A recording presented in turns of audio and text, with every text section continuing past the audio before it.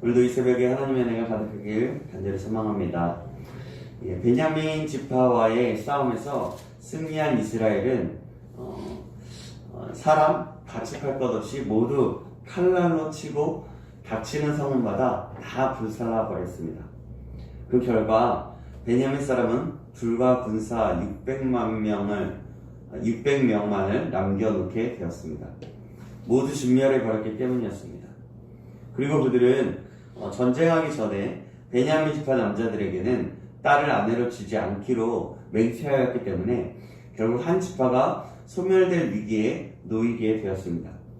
그래서 그들은 베델에 이르러서 저녁까지 하나님 앞에서 통곡하며 울었습니다. 자신들이 너무 심하다는 것을 깨닫고 후회했던 것입니다. 오늘 본문의 바로 앞부분에 20장 48절에 보면 이스라엘은 이렇게 어떻게 행하는지 나와 있습니다. 제가 읽겠습니다. 이스라엘 사람이 베냐민 자손에게로 돌아와서 온 성읍과 가축과 만나는 자를 다 칼날로 치고 닥치는 성읍은 모두 다 불살랐더라. 가축도 만나는 자들도 다 칼로 치고 닥치는 성읍을 모두 불태우는 잔인한 행동, 그리고 분노에 찬 행동을 하였던 것입니다. 지나친 분노의 감정을 조절하지 못하여서 베냐민 지파를 거의 전멸시킨 상태가 되었습니다. 이스라엘은 때늦은 후회를 하고 있었던 것입니다.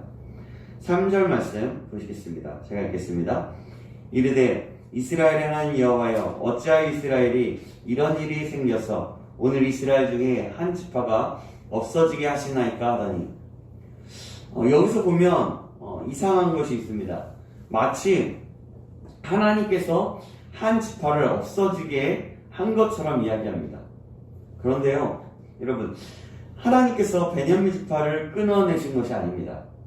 이스라엘 연합군이 자기들이 화가 나고 분노가 나서 그것을 조절하지 못해서 베냐민 지파를 학살한 것입니다. 4절에 보니까 그들이 제단을 쌓고 제사를 드립니다. 4절에서 5절 말씀인데요. 제가 읽겠습니다. 이튿날에 백성이 일찍이 일어나 거기에 한 제단을 쌓고 번제와 화목제를 드렸더라. 이스라엘 자손이 이르되 이스라엘 온 지파 중에 총회와 함께하여 여호와 앞에 올라오지 아니한 자가 누구냐 하니, 이는 그들이 크게 맹세하기를 미스바에 와서 여호와 앞에 이르지 아니하는 자는 반드시 죽을 것이라 하였습니다. 베냐민 지파와 관련된 일을 뉘우치고 이스라엘은 베냐민 지파를 다시 되살리기 위해서 방법을 찾습니다. 먼저 그걸 뉘우치면서 그렇게 찾는 거죠. 그것이 무엇일까요? 그건 바로 또 다른 학살을 낳게 됩니다. 가만히 보니까 그들의 총회에 참여하지 않았던 사람들이 있었던 것이었습니다. 그들은 야베스 길앗 사람들이었습니다. 그래서 이스라엘은 야베스 길앗 사람을 잡아서 죽입니다. 그때 당시에 총회에 모였을 때 맹세하였기 때문이었습니다. 오늘 본문 10절에 보십시오. 한번 10절 말씀 보겠습니다. 회중의 큰 용사 12,000명을 그리로 보내며 그들에게 명령하여 이르되 가서 야베스 길앗 주민과 부녀와 어린아이를 칼날로 치라. 그들은 총회에 오지 않은 사람을 반드시 죽이겠다는 맹세에 따라서 야베스 길앗 사람을 공격하였는데, 남자를 알지 못하는 400명의 처녀를 제외하였고 또 모든 사람을 다 진멸합니다. 그리고 400명의 처녀를 광야로 도망간 600명의 베냐민 지파의 아내로 주게 됩니다. 이미 베냐민 지파를 전멸시켰는데도 또다시 야베스 길앗 주민들을 모두 학살했습니다. 문제 해결을 위해서 또다시 폭력을 행사하고 있는 것입니다. 이렇게 하나의 문제를 해결하기 위해서 또 다른 문제를 만들어낸 것입니다. 지나친 폭력으로 문제를 만들고 또 그 문제를 해결하기 위하여서 또 다른 폭력을 사용해서 악순환이 거듭되고 있는 것입니다. 사랑하는 여러분, 이스라엘 백성들이 베냐민 지파의 그 위기를 해결하기 위해서 어떻게 해야만 했을까요?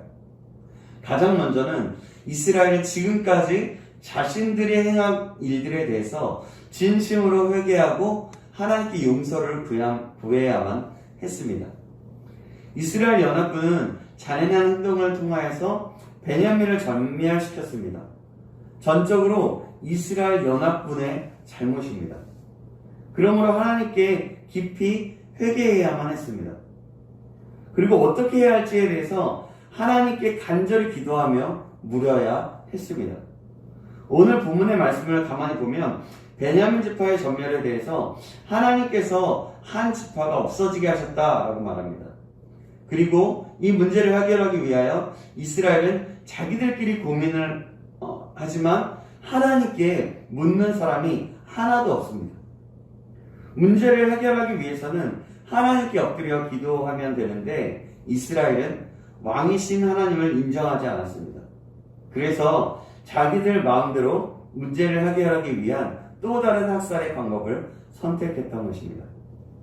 사랑하는 여러분, 우리도 마찬가지입니다. 우리의 인생에서 크고 작은 실수가 있고 잘못을 저질렀을 때 가장 먼저 해야 될 것은 하나님께 회개하고 용서를 구해야 하는 것입니다. 그리고 회개한 후에 하나님께 앞으로 어떻게 해야 할지를 구하면서 기도하면서 하나님께 여쭤야 하는 것입니다. 그럴 때 하나님께서는 우리에게 지혜를 주시고 그 해결할 수 있는 길을 열어주십니다.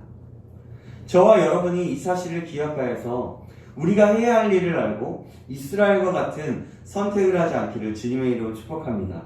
아멘. 야베스 길르앗의 처녀들을 베냐민 지파에게 주었지만 아직도 200명의 남자가 아내를 얻지 못하였습니다. 그래서 이스라엘은 또 다른 해결책을 생각해냅니다.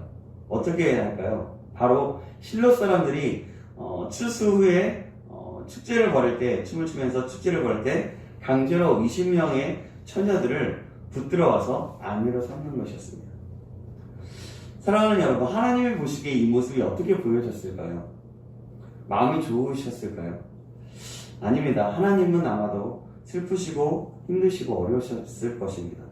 그리고 그들의 행동에 어떻게 보면 화가 났을 것입니다. 이스라엘은 자기 나름대로 해결책들을 찾다가 동족인 베냐민 사람들을 거의 진멸하게 되었고 또 후회를 해서 다시 해결책으로 야베스 길르앗 사람들도 진멸하게 되고 또 강제로 처녀들을 데려오게 하는 일을 벌이게 됩니다. 여러분, 그 이유는 무엇일까요? 사사기의 결론과도 같은 25절 말씀에 잘 나타나고 있습니다. 25절 말씀 제가 읽겠습니다.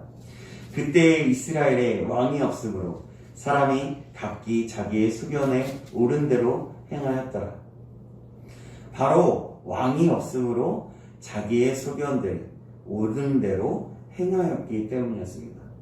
좀 더 정확하게 말하자면 그때 이스라엘 백성이 하나님을 왕으로 인정하지 않았기 때문에 하나님 앞에서 자기들 마음대로 살았다라고 해석할 수 있습니다.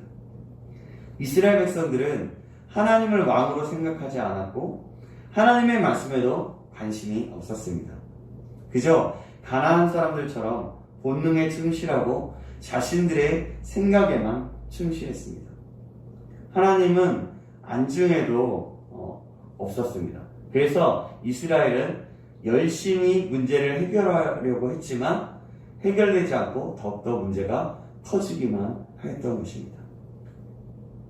사랑하는 여러분, 이렇게 사사기 후반을 보면 이스라엘이 얼마나 어두워지고 타락했는지를 볼 수가 있습니다. 그들은 하나님의 선민으로서 하나님을 왕으로 모시고 거룩하고 신실한 하나님의 자녀가 되어야 했습니다. 그런데 그들은 하나님에 대해서 관심이 없었고 자기들이 원하는 대로 살았습니다. 이 모습을 보면 우리는 어떻습니까? 너무나도 안타깝게 느껴집니다. 그런데요, 이 모습을 보면 요즘을 살아가는 현대 그리스도인의 모습을 보게 됩니다. 교회는 다니지만 그냥 종교생활로만 다닙니다. 하나님에 대해서는 별 관심이 없고요.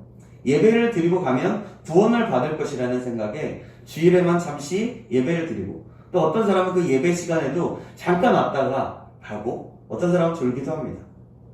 그냥 말씀은 그냥 좋은 교훈으로 받아들이고 생각합니다. 그리고 말씀은 이 말씀은 그냥 말씀이니까 라고 생각을 합니다. 그래서 그리스도인으로서의 그 권능이나 그 능력, 그 힘은 많이 잃어버린 상태에 있습니다. 사랑하는 여러분, 이런 사람이 얼마나 많은지 모르겠습니다. 우리는 어떻습니까? 우리는 그러지 않는 하나님의 거룩한 백성이 되기를 주님의 이름으로 축원합니다. 내가 그러지 않기 위해서 주님을 찾고 또 찾으십시오. 하나님을 왕으로 모시고 예배 속에서 하나님의 음성을 듣고 하나님의 뜻을 알아서 내 소견대로가 아닌 하나님을 기준으로 삼아서 하나님의 말씀으로 살아가기를 주님의 이름으로 축원합니다. 개인의 삶 속에서도 하나님과 깊은 교제를 누리며 또 기도 속에서 또 말씀을 날마다 받으면서 하나님을 찬양하면서 그 안에 주시는 하나님의 은혜를 가지고 살아가는 저와 여러분 되길 주님의 이름으로 축원합니다. 기도하겠습니다. 하나님 아버지, 오늘 본문을 통해서 깨닫게 하심을 감사합니다. 이스라엘 백성들은 하나님을 왕으로 모시지 않고 하나님께 관심도 없이 자기의 소견대로 살았습니다. 그래서 계속해서 문제들을 더 큰 문제로 만들어서 하나님의 뜻을 저지레 하듯이 살았습니다. 주님, 이 모습을 보면서 나는 어떻게 살아야 할지를 깨닫습니다. 하나님을 왕으로 모시고 하나님의 음성을 따라서 하나님의 말씀을 기준으로 그 말씀대로 살아가는 하나님의 백성 될 수 있도록 인도하여 주시옵소서. 그래서 하나님께서 기뻐하시는 하나님의 뜻을 이루는 사람이 될 수 있도록 인도하여 주시옵소서. 살아계신 예수 그리스도의 이름으로 기도합니다. 아멘.